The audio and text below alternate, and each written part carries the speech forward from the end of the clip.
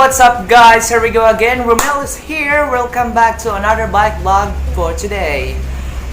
Today we don't have any ride or biking, going to dirt jump park or skate park kasi weather's not good, maulan, almost couple weeks already. So we have some bike check. Check this one out.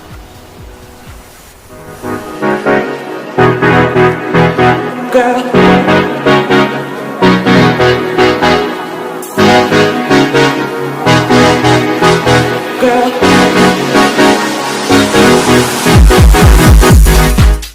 alright guys, we're gonna start our bike check. Here we go. Okay, let's start with the frame. Yung frame na gamit ko is a NS bike suburban frame, 2019 model. Ang maganda dito sa 2019 model is ano na siya, yung head tube niya tapered na, good for tapered fork. Unlike before, lahat ng suburban naglabas ng integrated head tube. So this year, tapered na siya. So ginagamit ko na siya almost 2 months. Maganda siya for street and dirt jumping. Okay. And also, okay, punta tayo sa cockpit. Yung bars na ginagamit ko is yung 2019 model din na NS Click bars. 740 wide, then 60 mm rise. So parang medyo magkatulad sila ng NS proof bars, but lower lang siya ng konti kasi yung NS proof bars na almost like 70 to 80 mm rise. So ito 60 lang. It's not bad, hindi siya masyado mataas yung rise yun. Parang middle range lang siya. Right? Then the next one is the stem. I used a NS bike quantum light stem. Before, ang unang quantum stem is hindi pa siya light. Ngayon light na siya, pero same pa rin siyang design. 35 mm length and 25.4 clamping. So good for dirt jumping. And same clamping din siya sa my bars ko na 25.4. Very nice. And the next one is brake. So I run Shimano hydraulic brake. During, not familiar with the year model, but marami kasi naman version, then year model, but all I know is like 2017 model pa. I run 2 piston lang, hindi quad run. Dual. Right? And the next one, I run a ODI grip, long neck grip, mostly in BMX, but ginagamit namin yan sa dirt jumping, mountain bikes. Really nice grip. Comfortable siya sa handling pag naglalaro. Maganda siya klaseng grip. Kaya medyo tumatagal talaga siya sa pag ginagamit mo, durable siya, maganda. Alright, the next one is fork. My fork is a Manitou Circus Pro 2018 model fork. It comes with tapered na siya. Steer. Yeah. Then 100 mm treble and 50 mm true axle, non-boost, and Dorado air spring. Then may adjust di siya na for stiffness here. Then rebound control, compression.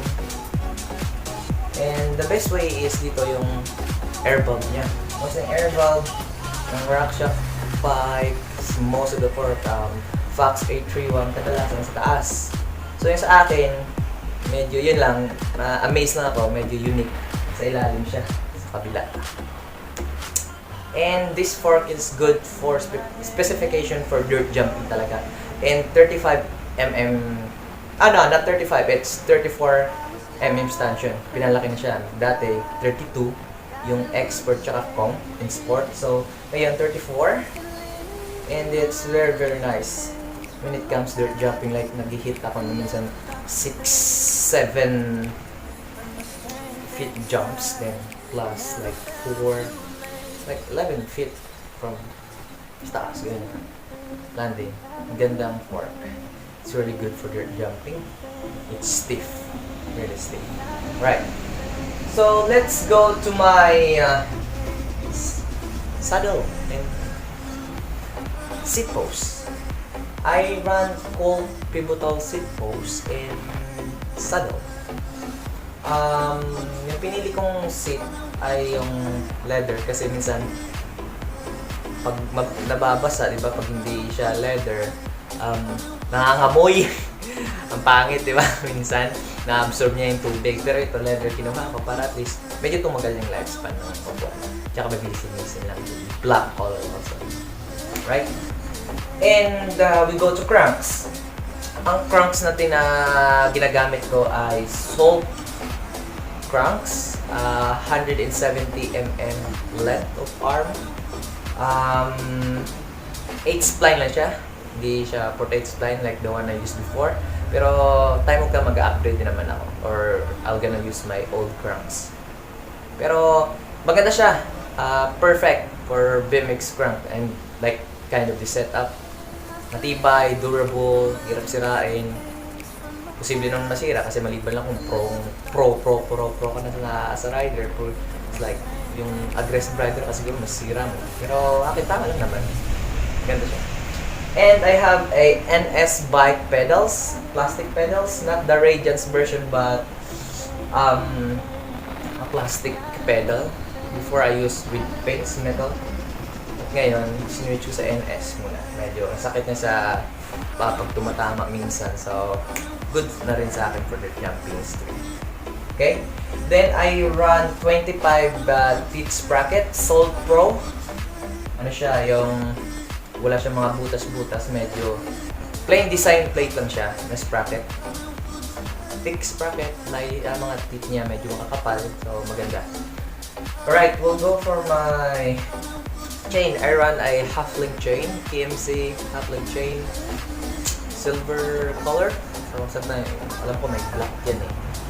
And combination black and silver, then silver, the one I'm using right now. Maganda siya. Good for dirt jumping kasi yung itong chain siya matibay talaga yan kaysa sa ibang chain. Mostly people nowadays, mostly in BMX, ginagamit na nilang ganitong chain half-link chain kasi makapal tsaka matibay. Hirap din sirain. Hira lang nakakasira ng ganitong chain kasi tibay nga talaga. Okay. So we will go to my wheel set. I have NS wheel set. I run NS bikes rotary hub front and rear. This is a 2019 model also, black color. I run 10 teeth at the back. Then Sara 15 mm. You can change also to 20 mm as long as you have a adapter kasi some of the forks clear na 20 mm, but nowadays mostly 15, like Rockshop 5, like DJ Fox 831 and some other forks also for dirt jumping. So mostly 15 mm na. And like mine, 15 mm also ang gamit ko. But if you want like 20 mm, you can change the adapter. Alright? Tapos yung rear hub ko, may 4 folds siya. Hindi siya ganun kaingay. Maingay pag bago. Siyempre kasi bago pa lang din naman. Pero pababang tumatagal, if you service, nakalinis sa maayos, maingay din siya. Ako yung akong rider na mahilig sa maingay na hub. Parang nakaka-stalk minsan pag naglalaro ka sa dirt na ganon. Tapos pag lalo na malipad ka, lalo na yung ang tunog, parang basta nakaka-stalk siya, ibang feeling. Then I have TT Swiss spokes and nipples, front and rear, and I run 30 volts. Then my rim, I use Optim 1 Solar Pro rims, 34mm wide. First time ko lang nagamit ng ganitong wide rims, 34, but mostly ginagamit ko 31mm, then 32. But maganda naman siya, medyo malapad lang din, pero magaan din, maayos naman siya kasi one of the nice brand naman ng Optim 1 pagdating sa mga components nila. Very nice. And also I run Maxxis tire DTH. As I know, it's 26 by 2.30, 2.3 siya. Wired, not folding. Maybe soon mag-folding ako, but depends. Pero maganda pa naman, magandang performance ng Maxxis DTH tires because good for street, good for dirt, solid siya, and fast rolling siya. Yan isa sa nagaganda ko sa tire na to. Okay, so what else? Okay, I run bottom bracket ko pa pala. I run S&M bottom bracket 19mm DMX. Euro bottom bracket siya, and it's compatible with this frame also. And I run headset. I run an blank generation headset, integrated taper headset. Maganda naman siyang klaseng headset. Durable headset siya. Then also may top cup. It's a unique top cup ang ginagamit ko. It's like Party Master top cup. Yung The Rise na group, yung Team Rider, Street and Dirt.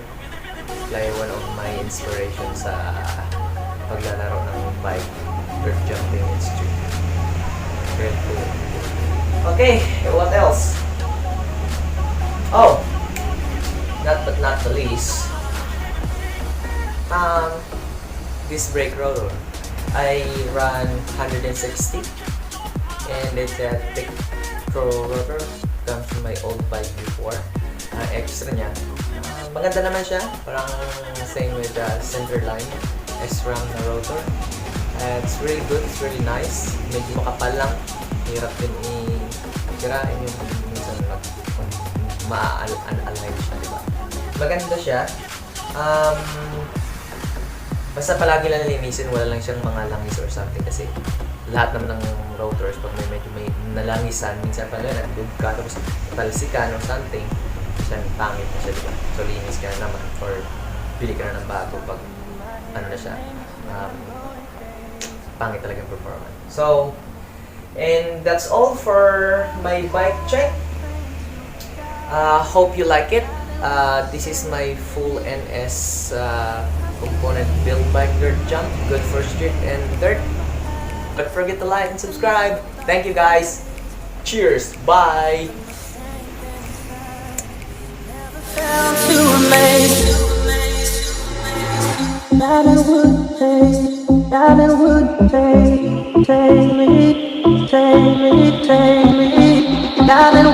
Take me,